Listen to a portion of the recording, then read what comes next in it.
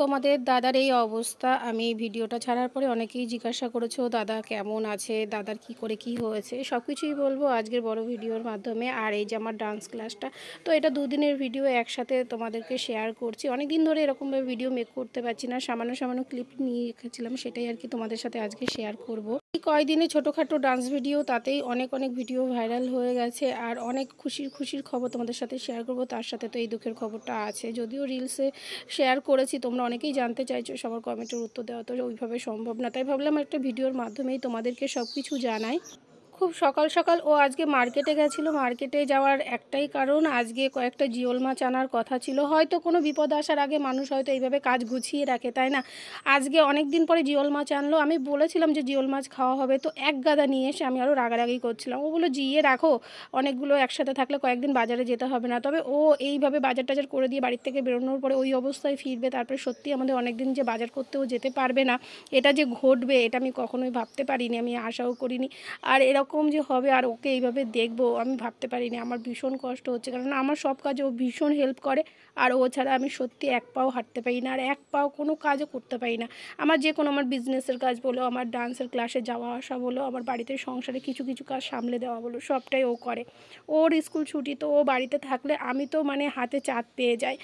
আর সেই জন্য মানে এতটাই খারাপ লাগছে, আমার গলাটা ভার হয়ে আসে, আমি বলতেই পারছি না। এই কয়দিন ধরে ভীষণ ভীষণ কষ্টের মধ্যে আছি ওকে নিয়ে।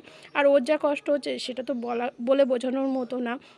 তো কি হয়েছে সবটাই ডিটেলসে বলবো। তো এই যে সকাল সকাল উঠে একটু বাগানের দিকে গেলাম। এই বাগানটা আমার দেওর করেছে আমাদের উঠোনের ওপরে, আর খুব সুন্দর এই জায়গাটা। আমি সকালবেলা একটু না গেলে ভালো লাগে না। আর ওই দিনও বাজার টাজার করে দিয়ে তারপরে বেরিয়েছিল, বেরিয়ে তারপরে তো ওই ঘটনা ঘটিয়ে বাড়ি আসলো।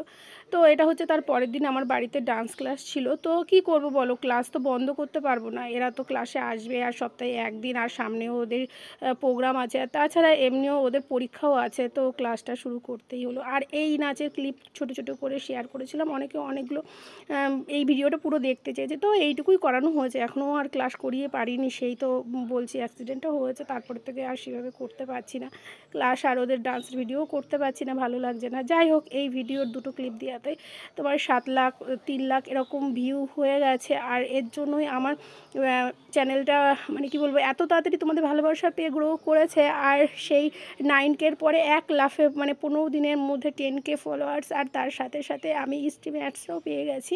তো আগে সবগুলো পেয়েছিলাম, শুধু স্ট্রিম অ্যাডসের জন্য অনেক অপেক্ষা ছিল, সেটা পেয়ে গেছি। ভীষণ ভালো লাগার মধ্যে কি মানে এগুলো কিছুই মানে ভালো লাগছে না আর কি। তো এই যে দেখো, ও অ্যাক্সিডেন্ট হওয়ার কয়েকদিন পরে প্লাস্টার করে দিয়েছে, তবে প্লাস্টারে ঠিক হবে এটার কোনো গ্যারান্টি নেই। বললো যে অপারেশন করলেও করতে হতে পারে, তবে প্লাস্টারটা থাকবে 1.5 মাস, তারপরে এটা খুলে আর কি চেক করলে তখন এক্সরে করে বোঝা যাবে যে এরপরে আর অপারেশন করা লাগবে কি না। তো সবটাই তোমাদেরকে ডিটেলসে বলবো। প্রথমত ও বলছিল এগুলো শেয়ার করো না, এগুলো আমাদের মানে খারাপ থাকার সময়গুলো কেন শেয়ার করবে, ভালো থাকার আনন্দের জিনিসগুলো শেয়ার করো। তো করিনি। তো অনেকেই আছে না, আমি ক্লাসে যেতে পারছি না বা কিছু বলে, তুমি সব কিছু ভিডিওতে শেয়ার করো, দাদার ওরকম হয়েছে তাহলে তো শেয়ার করতে, আমরা তো দেখতেই পেতাম। আসলে মানুষের কথার টোনটা ঠিক ভালো লাগে না, বোঝোই তো সব, তাই জন্য ভাবলাম না শেয়ার করে দিই। তো ও কিছুতেই পারমিশন দিচ্ছিলো না ওর এই অবস্থাটা শেয়ার করার জন্য। তো আমি ভাবলাম যে না, করেই দিই। তো একটু লুকিয়েই ভিডিও করেছিলাম, জাস্ট এটা শেয়ার করার পরে ওকে জিজ্ঞাসা করেছি যে আমি কিন্তু তোমার এই ভিডিওটা শেয়ার করে দিয়েছি। তবে তোমরা অনেকেই জিজ্ঞাসা করেছো কেমন আছে দাদা, দাদা ভালো আছে তো। আর তোমাদেরকে আমি বলেছিলাম একটু দাদার জন্য প্রে করো। তো আপাতত একটু ভালো আছে, যন্ত্রণা ব্যথা একটু কম আছে, সবটাই তোমাদের ভালোবাসায়।